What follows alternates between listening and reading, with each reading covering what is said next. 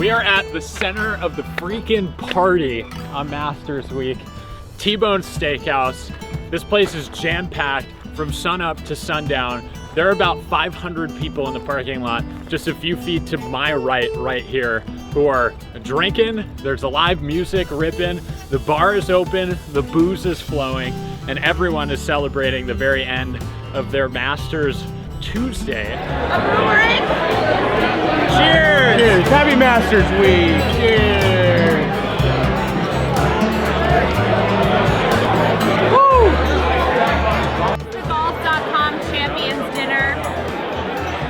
We have just the finest in town, really. French fries and fried shrimp.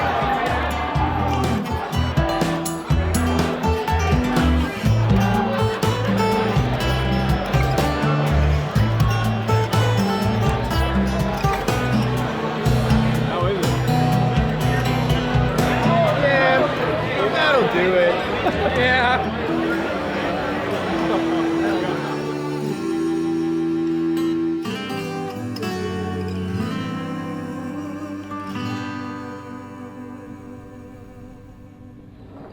All right, gang. Tuesday night in the Masters house. Cheers.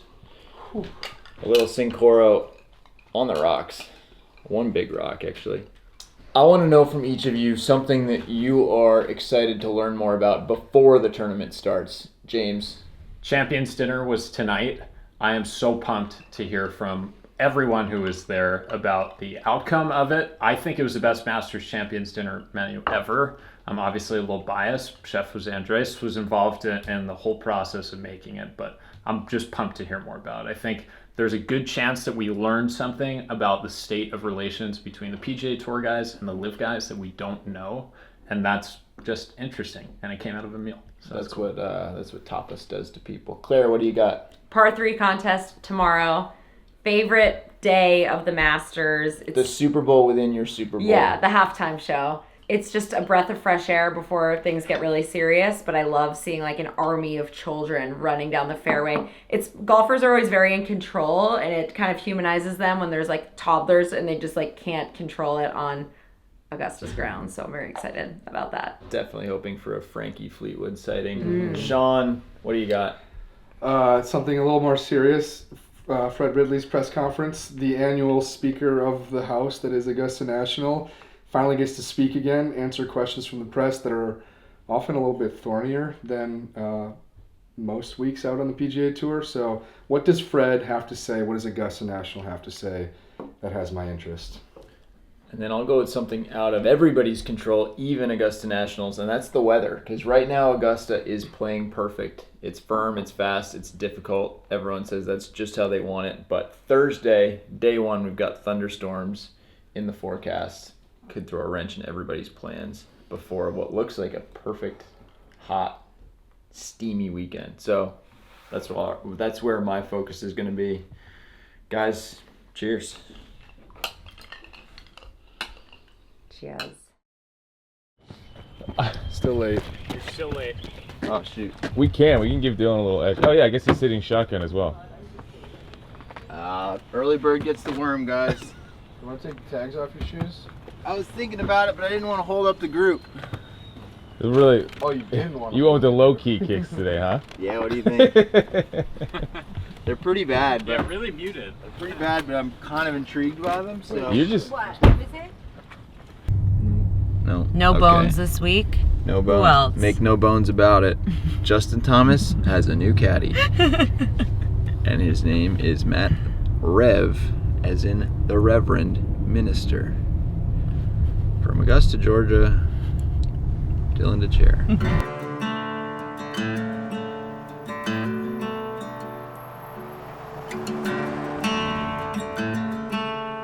We are here at the Patch, Augusta Municipal Golf Course. Augusta National is going to close down this course for a year and fix it up and spiffify it. I hope they make it better. But anyway, we're here specifically today because we're talking to an old-time Augusta National caddy, Robert Cigarette Jones. One of the guys who worked on the golf course as an architect was Robert Trent Jones. The guy who founded the course was Robert Tyler Jones. This man's name is Robert Jones. He was given the name Cigarette by his buddies. He doesn't smoke anymore. But he caddied at Augusta National. He worked at Augusta National. He played a lot of golf here at the Patch. He played a lot of golf. He caddied on tour. He caddied for Bobby Cole. Bobby Cole's son, Eric Cole, is in the tournament this week. You know, he he is a member of the sort of greatest generation of Augusta National caddies, sort of helped create and make Augusta National what it is. It is not like this any normal day here with all this playing activity. What's the definition of Amen Corner? Well, the guys just come in the caddy yards and they tell how that man played till they got to the corner. Till they got to the corner. And then they got to the amen. Say, well, you praying when you got around there? Man, we can play even par or better. Because something gonna catch you right there in that corner. If you play 11, 12, 13 and an even par better. You played good golf. You done played some hell of golf. Amen Corner, the name itself, does it come from a song or something? Oh, no, I just think the caddy, somebody of these writers try to change it up. Okay. But it actually, you know, writers come around and listen at the caddies talk. And it's just, hey man, how y'all do coming through the corner, you know? Okay. You know, they just say, hey man, if you had something to brag about, you say it. Okay. Yeah, but you ain't. So the caddies came up with it? Yeah, it's the caddies. I'll be 84 next month. Okay. Golf, you meet so many people. You're gonna be, 90% of your people gonna be good people that's in golf. So you met Bobby Jones, you met Clifford Roberts. What was he like? Oh, I'm telling you, he was. I just like his style. Yeah. Yeah. He didn't laugh much. When you laughed, you know everything was funny. Uh-huh. Yeah. Cliff. And you met President Eisenhower. Yeah. What was he like? Oh, he was cool. I like to hear him cuss. Uh-huh. So when they tore out, they didn't put another tree there on 17. What? Because he couldn't go through 17. It was a pine tree up there. And every time you hit that pine tree, it sounded like thunder going across the golf course.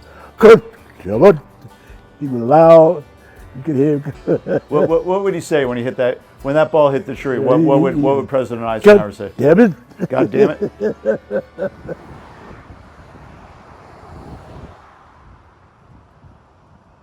Fred Ridley is just kind of wrapping up his comments.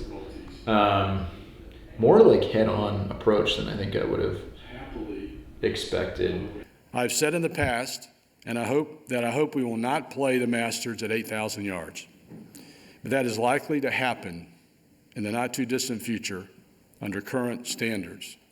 Accordingly, we support the decisions that have been made by the R&A and the USGA as they have addressed the impact of distance at all levels of the game. He talked about LIV players and their access to the tournament, how he thinks that the world ranking system is still legitimate, but that he appreciates the Masters as an invitational has this flexibility to give special invitations like they did to Joaquin Niemann this year. Also talked pretty directly about, LIV withdrew their application for OWGR points. Essentially, like, LIV is forging their own path. They've been given this feedback of what they would need to do to change. They're not interested in changing, and you know, it sounds like he's open to LIV players being incorporated going forward. But he also said pretty clearly he wishes the best players in the world played together more often. So, you know, I mean, it's not exactly like the most riveting television, but for golf nerds and people that are thinking about, where does Augusta stand? I would say he's making his positions clear, even if they're still sitting on the fence a little bit.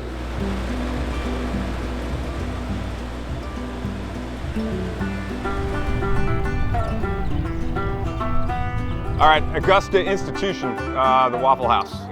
Neil Shipley is about to get ready for the Masters with what? Waffle, some eggs? Yeah, well, all-star special piece. So. All right, let's get some breakfast. How you feeling? I mean, this is like, we're now 24 hours out. Feel good. I mean, feel comfortable on property, golf swing's in good shape, and just enjoy it, you know. I'm in a position as an amateur where, you know, I don't know if this will be my last Masters, and so I just want to, you know, take it all in and, you know, just have a lot of fun with it. Do you have scores or numbers in mind, or is it just sort of generally play well and feel good about Yeah, I mean, the effort you put out? my big goal for the week is just to commit to every golf shot and just make sure that over every shot I'm committed to what I'm doing. And I think if I can do that, the scores will come with it, especially with where my game's at currently. Yeah. Got half the toast, plus one of these in half. Yep. Here and then that. Throw the eggs on it. They got to just fold it up real good. Yep. So you a little breakfast sandwich. And you're done. It's like a little taco. That's why I go with scrambled eggs out here. I usually like over easy more, but this is a fun little system. I'm good. I'll Thank a you. little bit more. Feeling tired this morning. Oh wow, no, you can't have me tired out there on that course now. Are you staying in the Crow's Nest? I stayed on Monday night, but not gonna stay past that. It was a really cool experience. Very intimate setting, I'd say. It's very, you're kind of right on top of each other, and once one of the guys wakes up, everybody wakes up. One of those types of deals, but it's it's just really cool. And the best part about it is just getting to hang out with Krista and Jasper and just talk shop for. We were up there and watching the national championship and talking shop for a few hours. It was really fun. So there's a little living space, obviously with the TV and yeah, one of the smallest TVs you'll ever see too. I mean, it's probably 20 inches. We're kind of really huddled over it to see the game. It's cool though, and it's yeah, super comfortable living area. I know Christo probably couldn't have taken a shower in the shower they have there. I think that thing came up to my shoulders, so it would have been at his chest. yeah. A little bit. I was just gonna ask, he's 6'8", right? Yeah, he had to duck under some of the wooden supports in there. You know, he's getting kind of close, but I think they took the footboard off his bed so he could just hang his feet over it. So they think of everything up there. That's fun. Body by Waffle House. I hope that makes the cut. That might be a Waffle House ad by the end of the week. Yeah. Breakfast of champions right here. Yeah.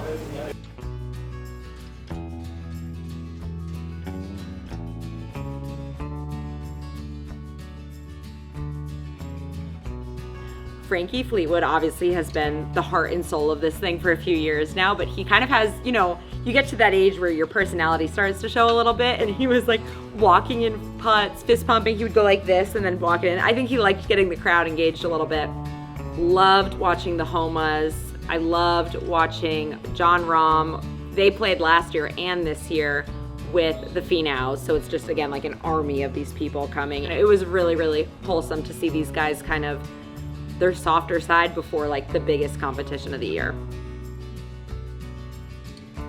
Part of me is like, it's my favorite day of the year, but I almost start to get a little sad on Wednesday night because my favorite part of the week is over, and now it's like the second act of Masters week is about to begin.